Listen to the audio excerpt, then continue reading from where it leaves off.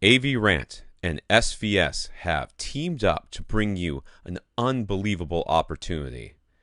Have you been dreaming of dual subwoofers?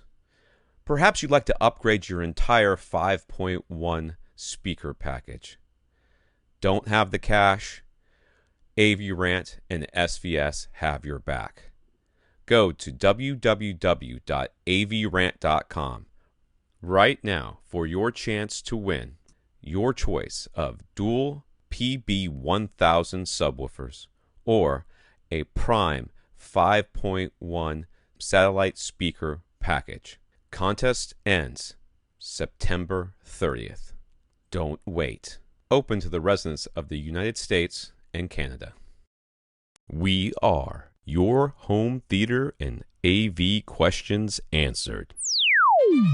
This is AVRant. Want your home theater or AV question answered by Tom and Rob? Send it to question@avrant.com. Welcome to AVRant. I'm Tom Andry, and I'm here with Rob H. Holland. Holland and his wife, it's not a place, it's his name. Holland and his wife have a 5.1.2 system in their 3,500 cubic foot great room, which probably means that it's open to other places. The speakers are all Golden Ear Invisa Series in-ceiling speakers, 5 of the angled HTR 7000s, and a pair of 525s for the Atmos speakers. The floor is hardwood, directly over cement slab foundation, and being a great room, there are openings everywhere. I was right. They currently have a single DefTech SuperCube 2000, which is a 7.5-inch driver with dual 7.5-inch passive radiators that Holland says works pretty well. His wife is a professional designer, and she has agreed they can either have one large subwoofer or 2 small subs. However, even the, quote, big subwoofer would still have to be quite compact. So his choices are, we'll replace the DefTech SuperCube 2000 with a Golden Ear Super Sub X, which has twin 8-inch drivers and twin 10-inch passive radiators. Whenever I see a sub like that, I'm always like, how do you pick that thing up? There's like drivers everywhere. Or add a second DefTech SuperCube 2000. Which option would we choose and why? So I'd go for the 2 subs. I gotta go. First of all, you gotta go with the 2 subs because the 1 sub by itself is not going to make such. It's not going to suddenly start filling the space. Meaning the Super Sub X is a fine sub. It's a great sub. And the DefTech SuperCube 2000, I did a little research on it, is also a pretty great sub. It's got some decent technology in there, and they're pressing all the right buttons. With subwoofers, you can have 2 of 3 things. You can have loud, you can have small, and you can have cheap. You got to pick 2 of those. You can have small and cheap, but it won't be loud. You can have loud and small, but it won't be cheap. You can have Yep. You know what I mean? These are your options here. So these subs, the sub, the SuperCube 2000 is like a $600 sub like that, $500 sub, I think, $499 is what I think it is, and that is a reasonable price for what you're getting here. I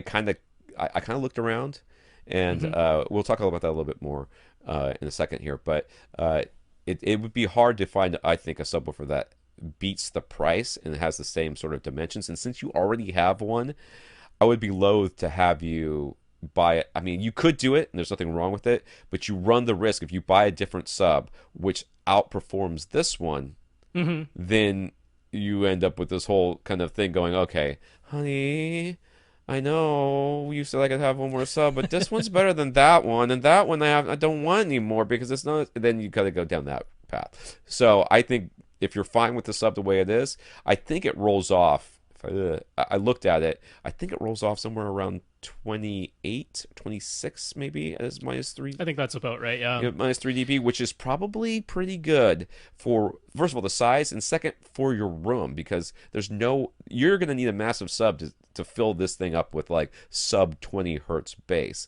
So getting a sub that kind of is like, I'm not going to worry about all of that, and just kind of roll it off at where you're still getting a lot of bass. You're not getting technically subsonic bass, but you're getting a lot of bass. I think it's a good thing. Yeah, my initial reaction is to say go for dual subs, but I mean, this is the classic one larger sub that can play louder, which you kind of need in this space if you want to pressurize the space. But the point is, even the one that is larger in this case is still not going to pressurize the whole space.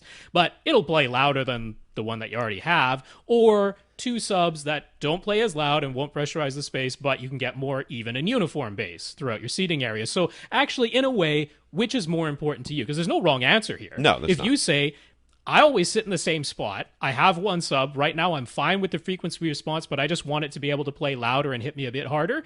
It's not wrong to say, you know what, go for the single larger sub that can do that. Just understand you have one sub, and it's not going to be able to create more uniform bass across multiple seats. On the other hand, if you say the thing that matters to me is getting more uniform bass because I have my wife sitting next to me and I have other people who come over, and I don't like that some of the seats are, quote unquote, bad seats where the bass doesn't sound even and linear and accurate. If that's more important, then you got to go two subs. So I think if you answer that question, that answers it for you, which way you got to go. Pretty much. I would highly recommend, though, that you expand your horizons past the Super Sub X, which is a good sub. I mean, from what I've read, It seems like a very good sub. This is a huge space, so getting a small sub that can fill this huge space is probably, frankly, kind of impossible. But there are options out there like the cylinder subs from SVS, which are, have small footprints and they are like pedestals. You could show the picture to your wife and say, look, it's a pedestal, and we could wrap it in fabric, and you can make it any color you want, and it's got a wooden top, and you could make it into like a thing, and I don't even care. We'll put the fabric and make a big sock for it. It'll look cool. You can get one of those. The Super Sub X is not inexpensive, so if you compare the price of that to the SVS cylinder subs, I think it's up in the $1,200 range or something like that. So yeah, if floor space is the concern, then absolutely a cylinder sub would make sense. However, if just it's going to be too tall and obtrusive, then there's that. Seriously, if she's a designer, just let her little creative juices get flowing. Like, show her, like, okay, these are our sub options, and then show her a bunch of square, blocky, ugly subs. Okay, show her that, and then like pop in like in the middle there the cylinder sub, kind of like, oh, I forgot this was on here. This one's weird. It's a cylinder. It's got a wood top. It's people put plants on them and stuff. Hey, got your back, buddy. I got your back. All right. Golden Ear offers some very small force field subwoofers as well, he says. And depending on price, he might opt for one of those rather than the second DefTech Super Cube 2000. Should he be concerned at all about timbre matching or subwoofer mismatch in this case? I kind of touched on this. You don't worry about timbre match because subwoofers don't timbre match. You worry about performance disparity. And for me, that's what I kind of touched on before. They're not going to mismatch, but if one outperforms the other, I would just say in your case, I would just stick with what you know. I mean, he's probably considering the Force Field 3 because that's the 8-inch version, which is about the same physical size as the SuperCube 2000. And going by all the specs, and we're talking about, it's the same speaker designer who works at both Golden Ear and DefTech. So honestly, the subs are not worlds apart, and going by all the specs, they're pretty darn comparable. The Force Field 3, the smallest one, the 8-inch one, versus the SuperCube 2000. I wouldn't worry about pairing those two together at all. I think they're extremely comparable.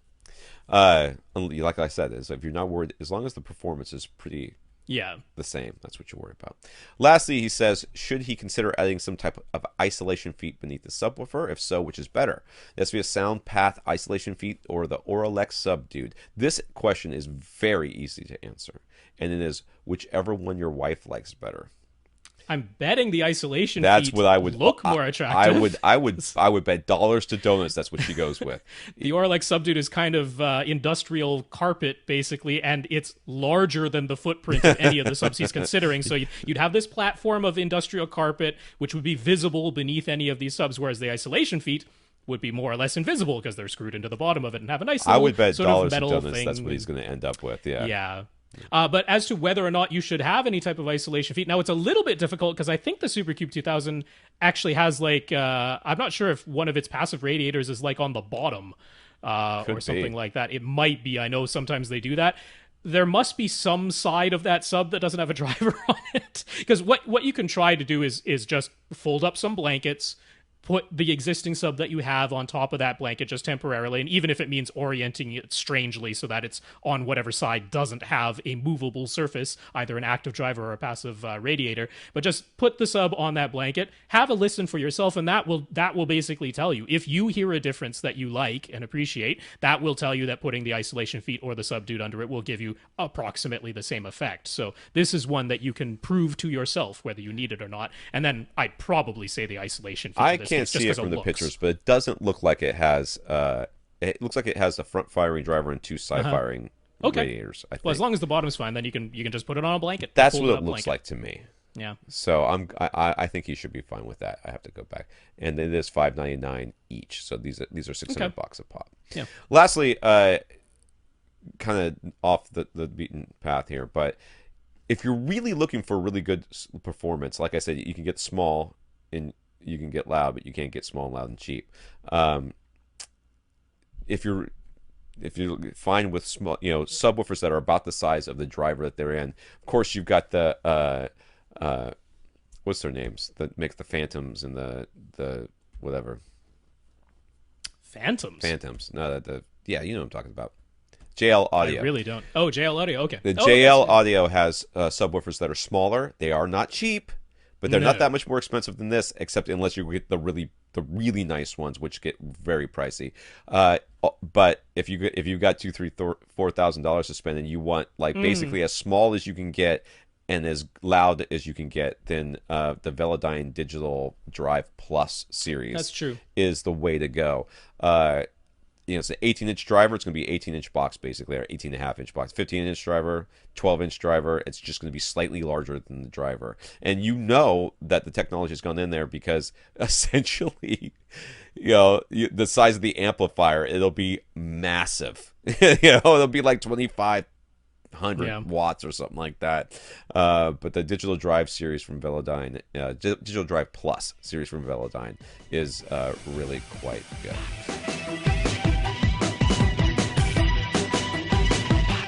Want your question answered? Send it to question@avrant.com.